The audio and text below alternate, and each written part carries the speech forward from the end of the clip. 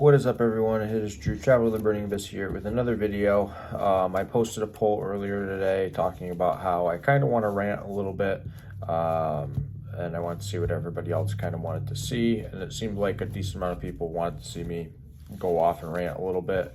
So that's what I'm gonna do because I'm in a mood where I just kind of want to rant and rattle some stuff off. That's kind of been on my mind as of late, things that have been kind of processing over time.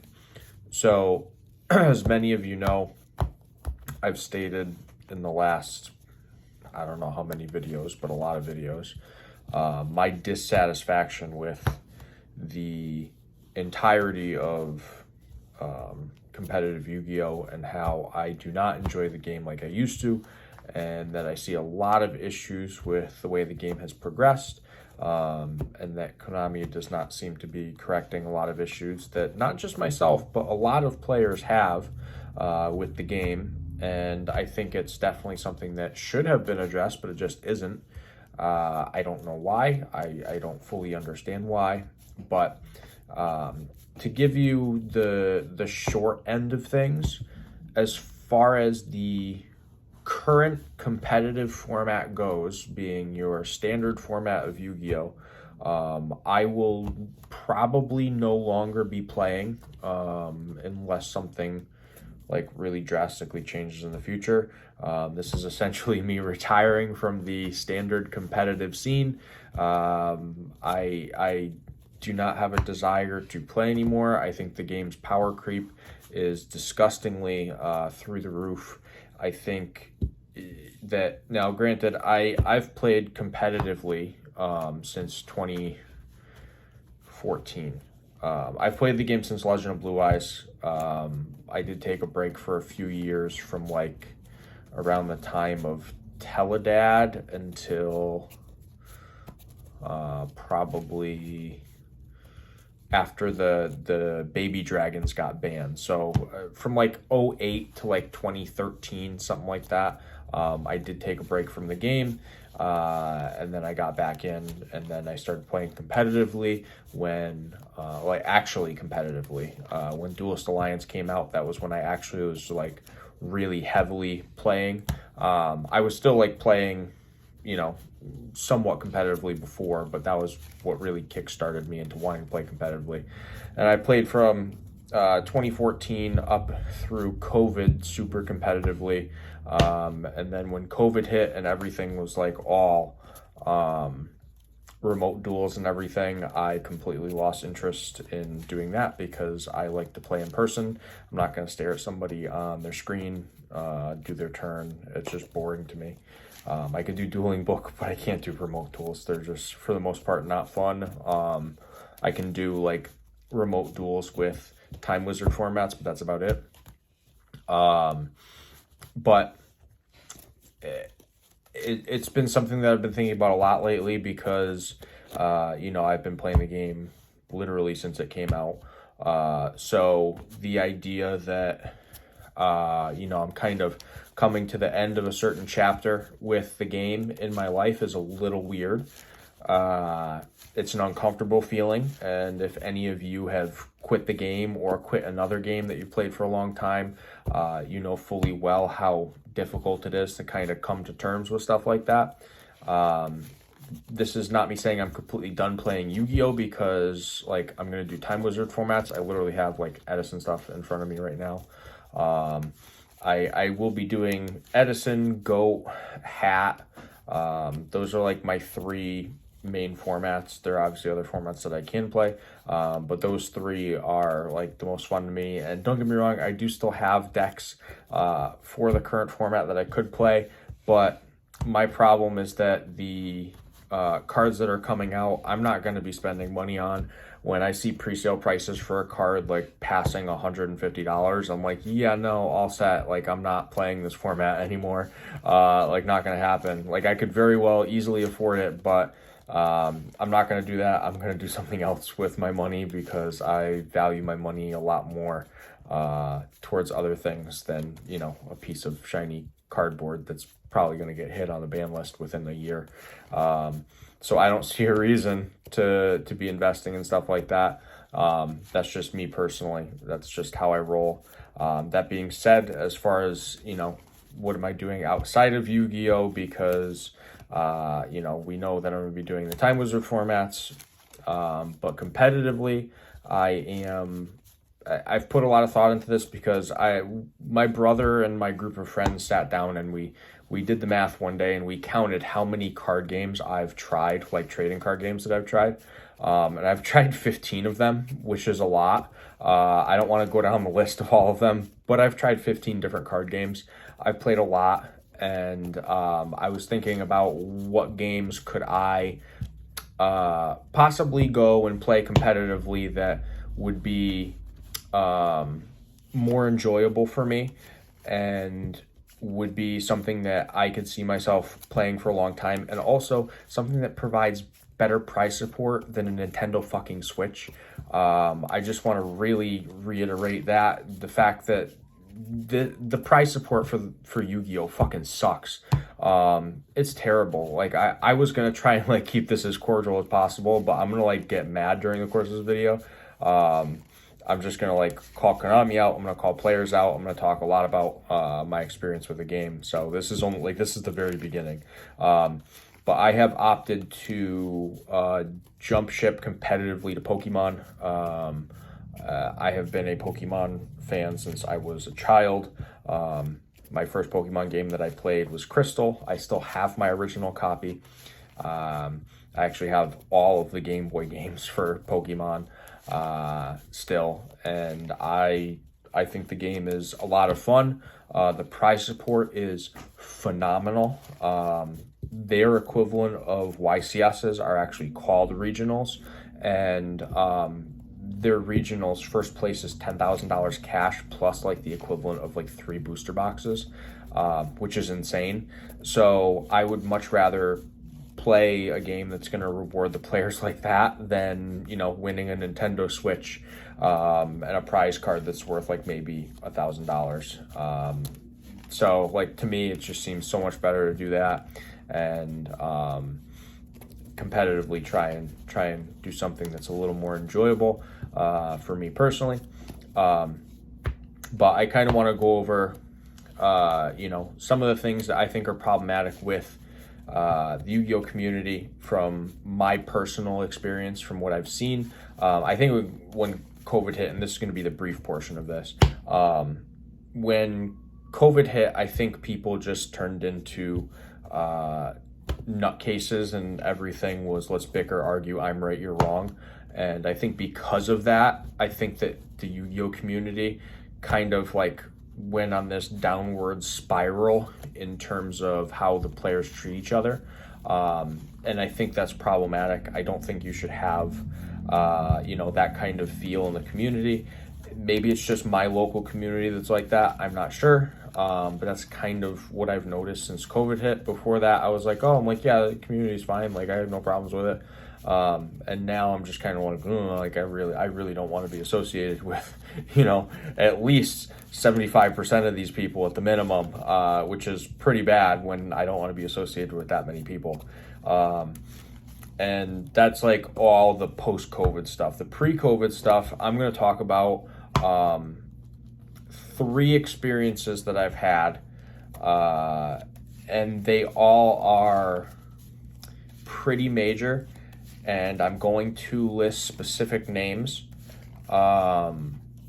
because I'm not playing competitively anymore, so I don't care if anyone gets upset about it.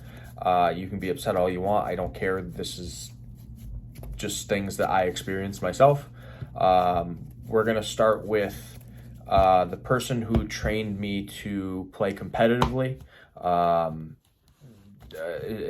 He's no longer associated with any trading card games, and I have not seen him in probably 8 years, 7-8 years.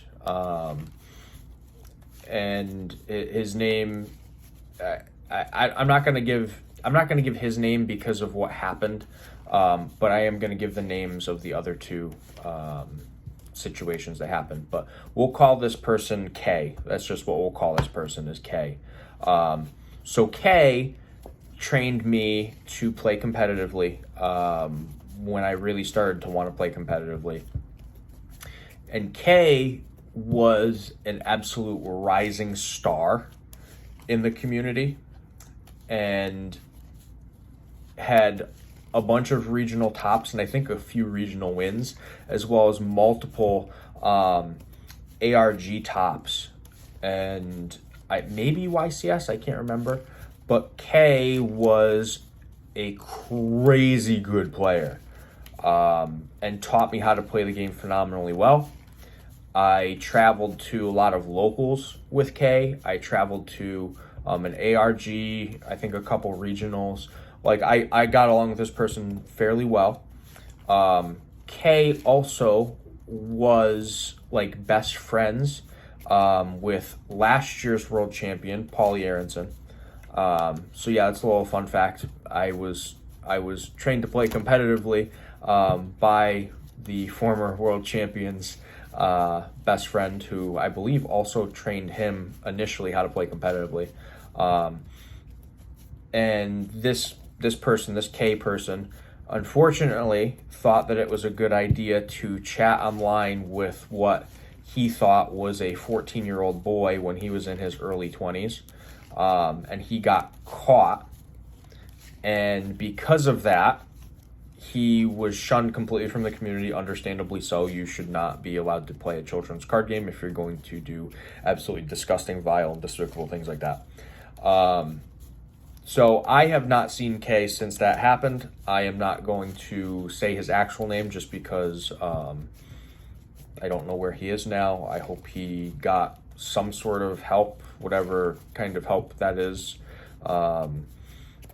Disgusting behavior, completely inexcusable, and for that I can't forgive him. I can thank him for teaching me to play competitively, but I cannot forgive him for the actions that he partook in, and I would have never expected that from him, which is kind of why it upset me so much. Still does to this day, and here we are, pretty much 8 years later since it happened. So that was my first big negative experience, was when that happened. It was like, okay, this person that I looked up to just kind of like, in a way betrayed me, because it was like, I thought you were like a really good person, and then you turned out to be like a scumbag. Like, that's really not cool. My second really negative experience, and this is where I'm going to start dropping names, was at YCS Providence in 2016.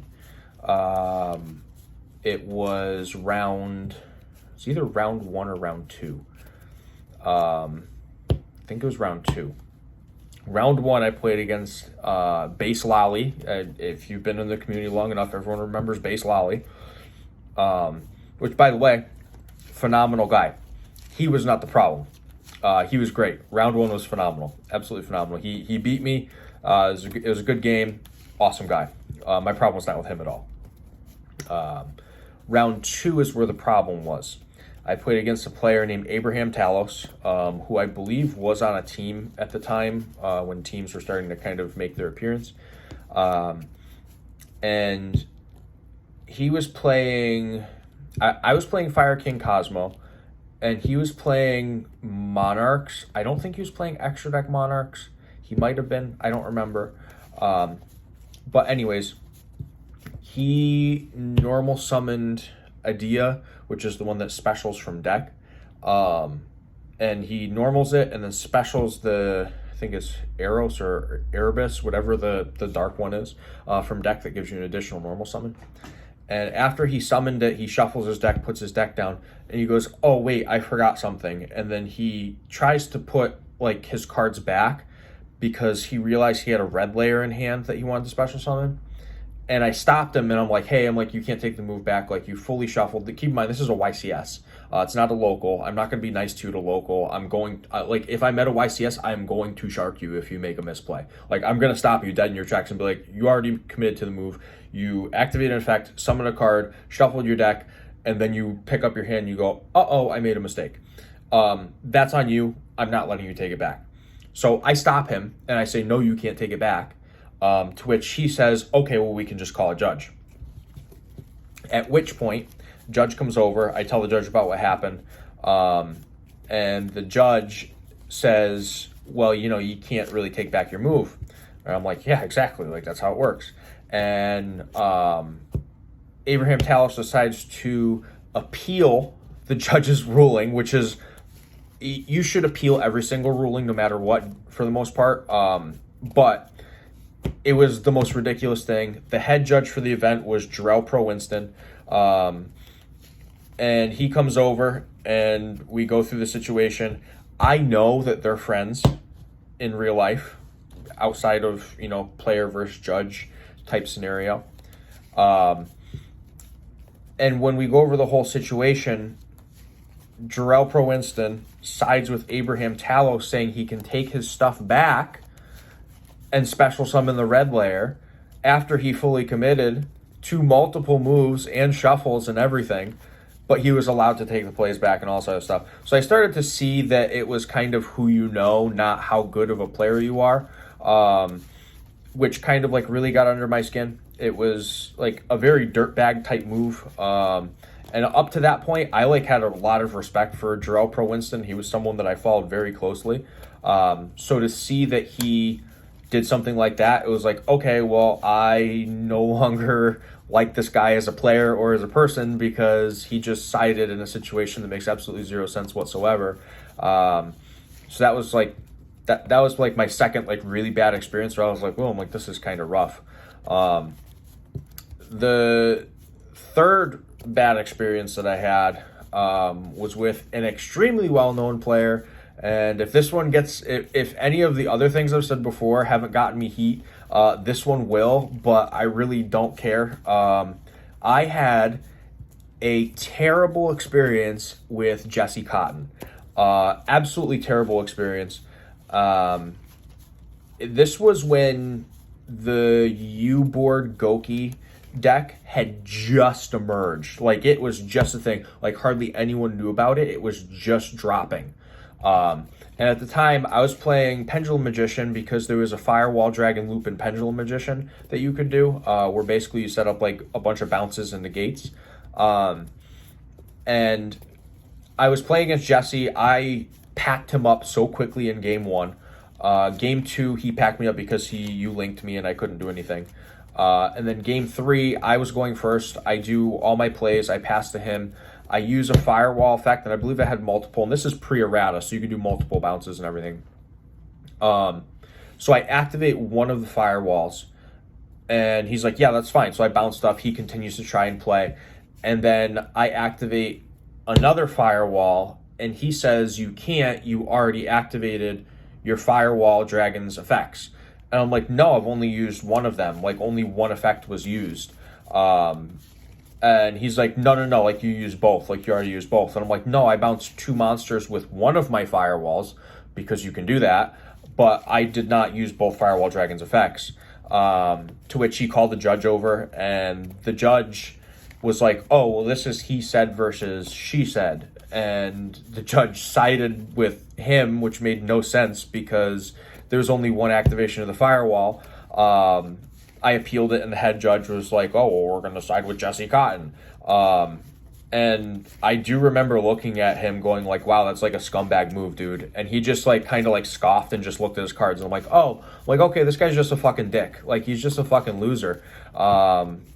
So that was a really bad experience. And it's okay, so the scumbags who are quote unquote pro players, typically it's just, okay, if a judge is called, the side is taken of the pro player, regardless of the situation.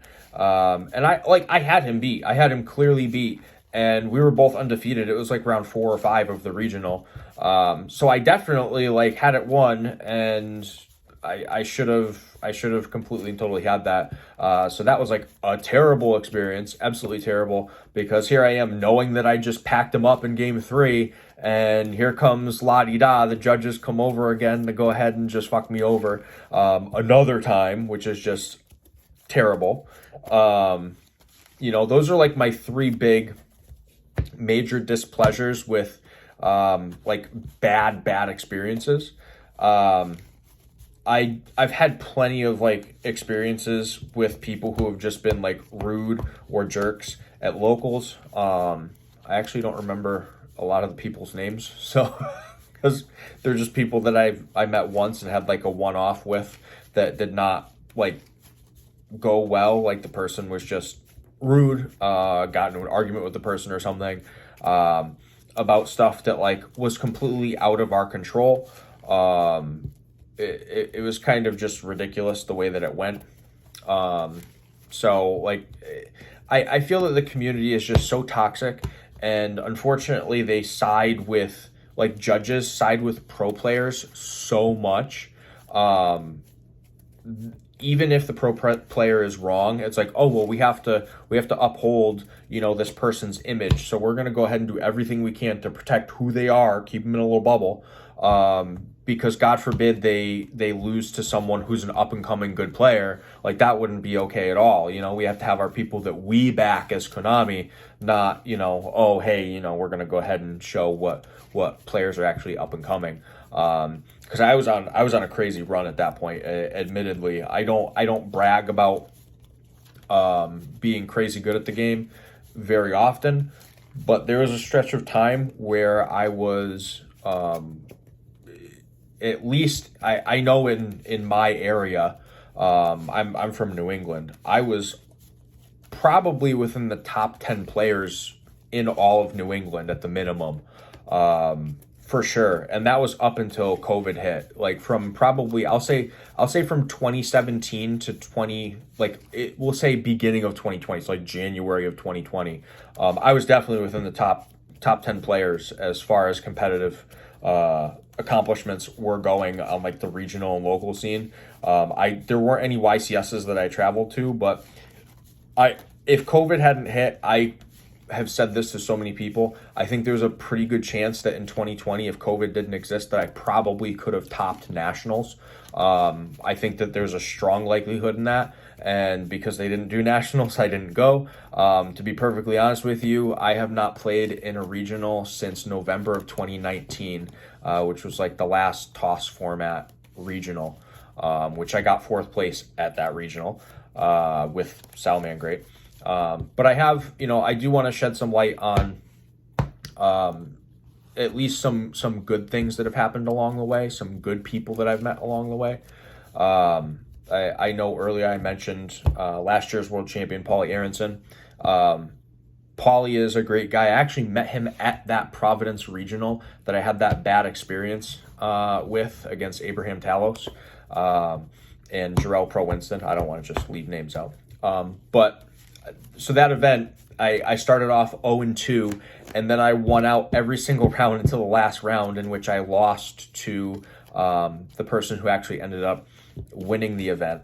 I don't remember his name. But anyways, I met Paulie in like one of the side events or something. I don't remember where exactly I met him, but I know it was at that event.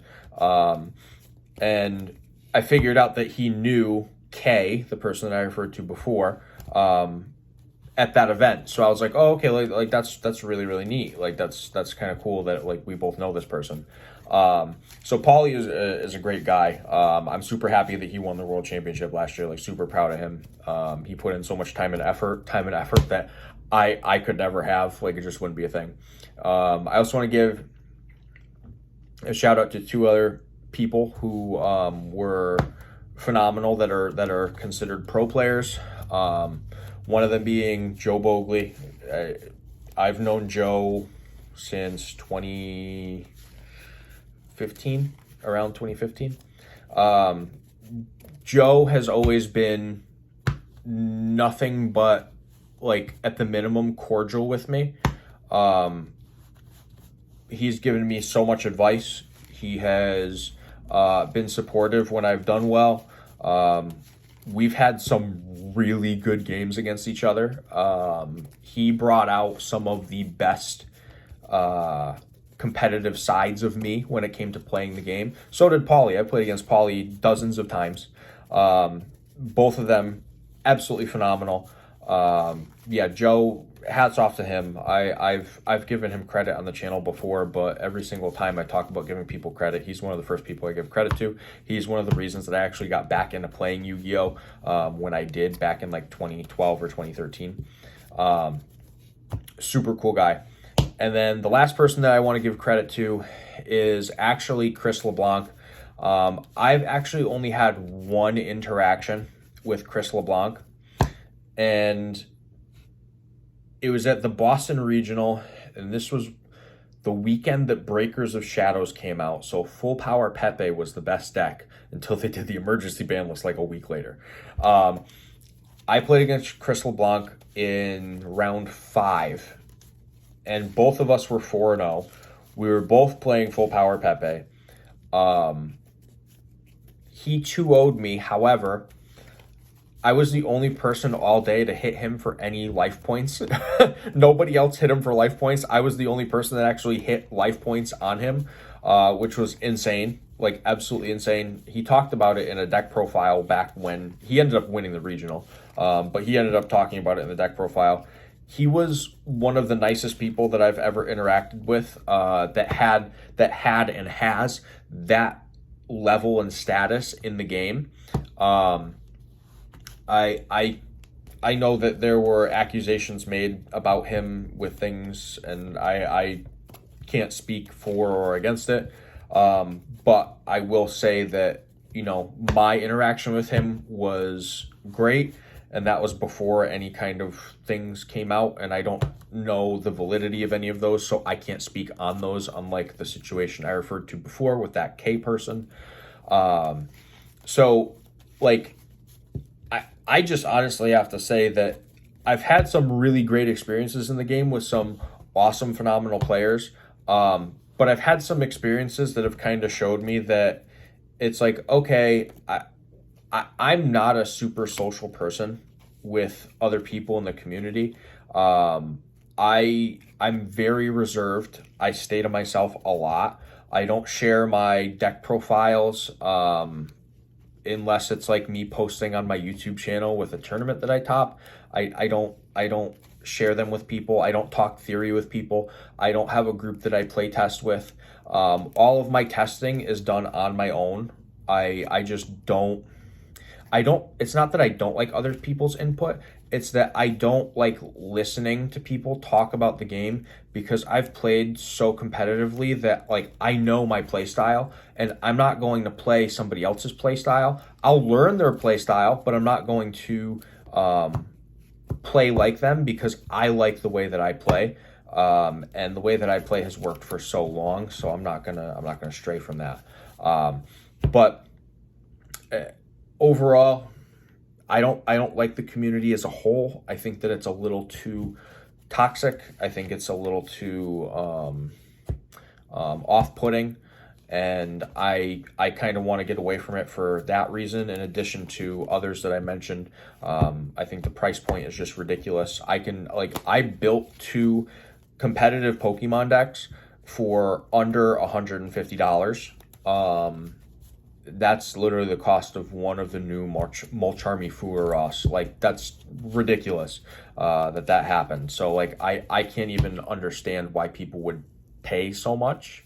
So, for me, you know, I can afford to buy 3 copies of Furos. I can afford to buy any deck that I want to buy in the game if I wanted to.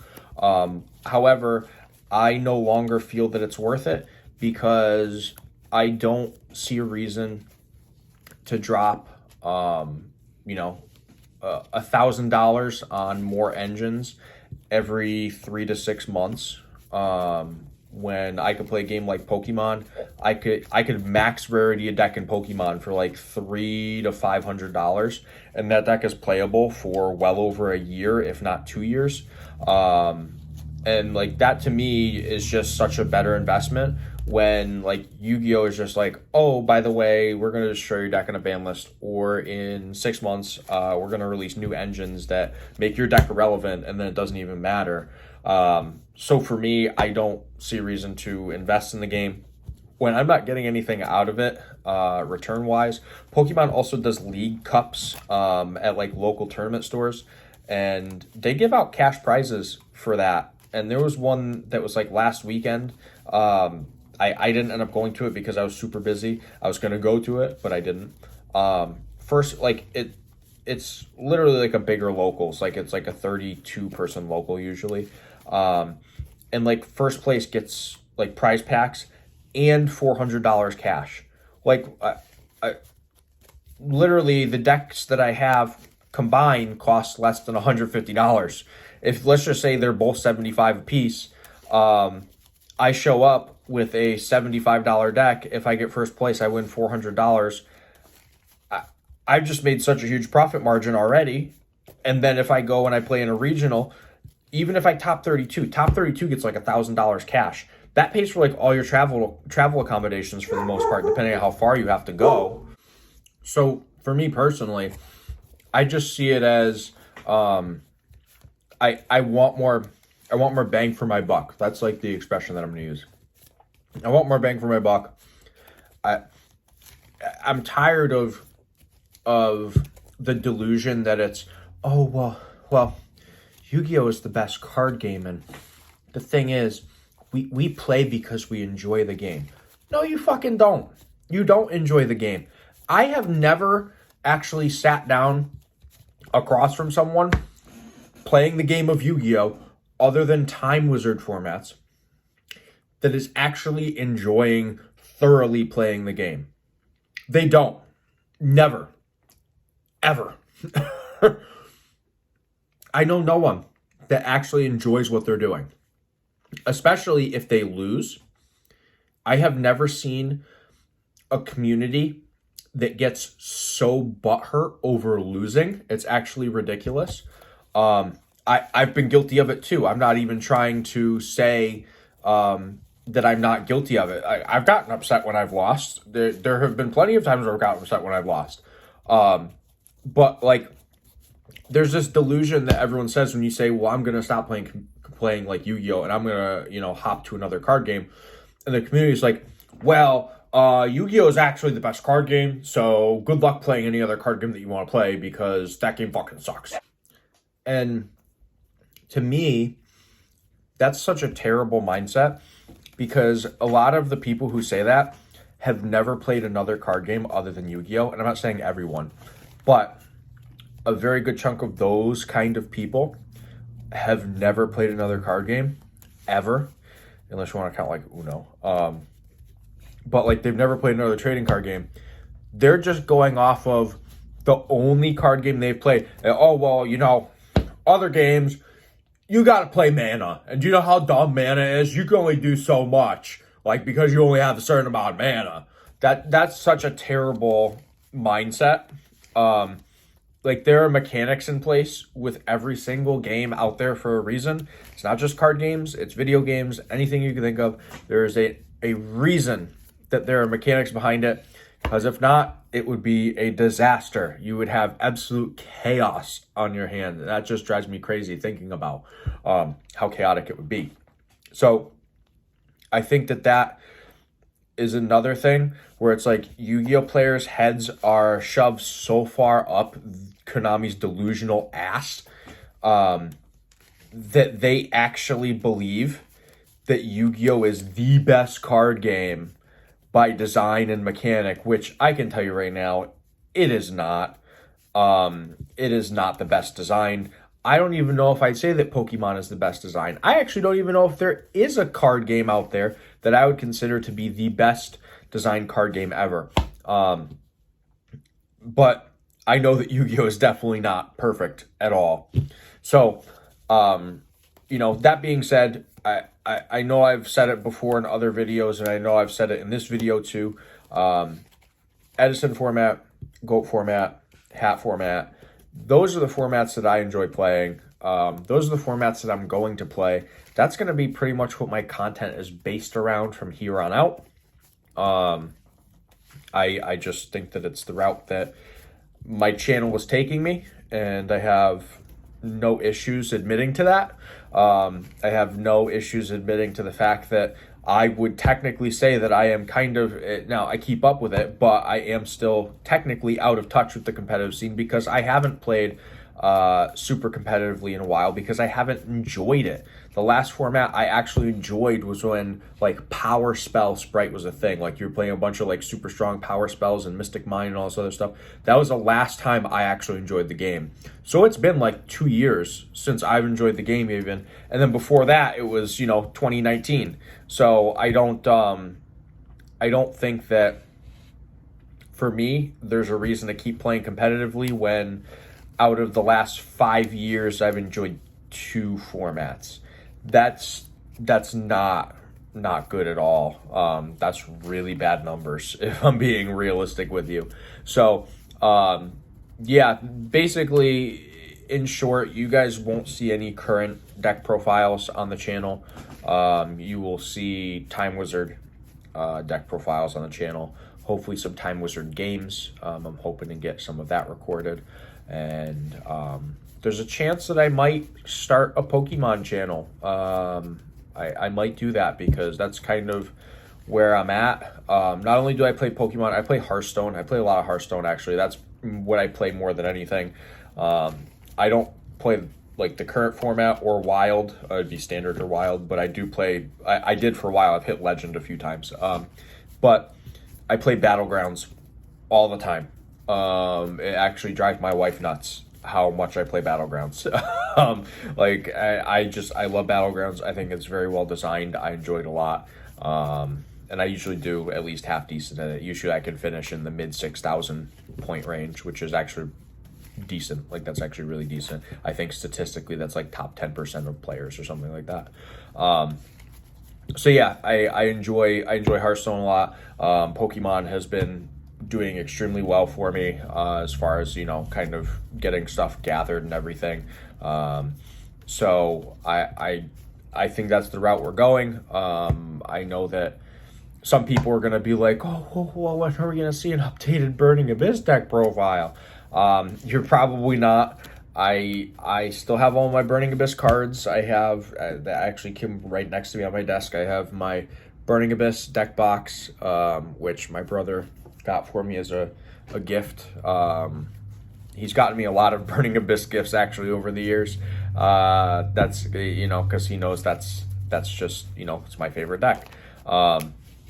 But I as far as the current stuff goes, guys, just to be perfectly honest with you, I can't invest in it anymore. I can only invest in the Time Wizard format stuff and working towards getting higher rarities of stuff from the Time Wizard formats.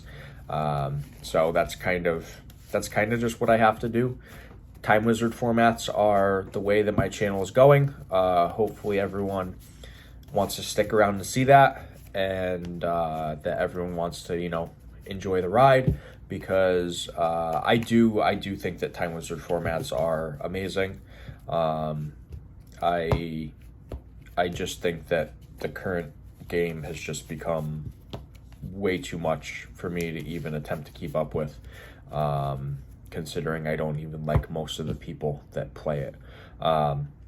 So if you guys enjoyed the video, I don't know how you would enjoy that. I just basically bitched out a bunch of people and talked about how much I hate the game. But if you enjoyed the video and you enjoyed seeing me rant and give like my honest feelings and experiences, then give the video a thumbs up.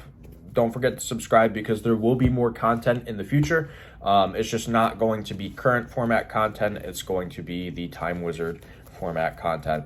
But if you want to see that, like I said, give the video a thumbs up, comment down below, subscribe, all that good stuff, because I'm not going to stop doing YouTube. That's definitely not what I'm doing. It's just going to transition to different things. So hopefully all of you stick around and enjoy that. But for right now, this is Drew, Traveler with the Burning Abyss, signing out.